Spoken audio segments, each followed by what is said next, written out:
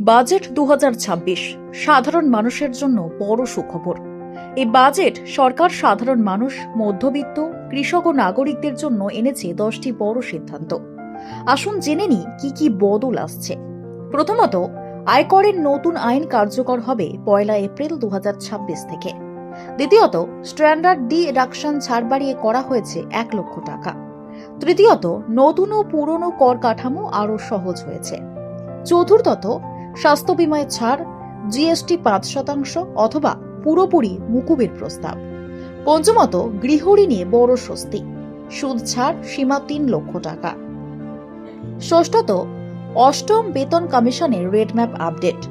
সপ্তম, কৃষক ও কিষাণ ক্রেডিট কার্ডের ঋণের সীমা বাড়িয়ে করা হয়েছে 5 লক্ষ টাকা।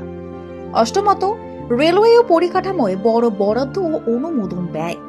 নবমত, এমএসএমই সেক্টরের ঋণ আরও সহজ ও কম সুদে। দশমত, প্রবীণ নাগরিকদের জন্য নতুন কর ছাড় ও বিশেষ প্রকল্প। এই সিদ্ধান্তগুলো বাস্তবায়িত হলে মধ্যবিত্ত ও সাধারণ মানুষের ওপর চাপ অনেকটাই কমবে বলে আশা করা যায়।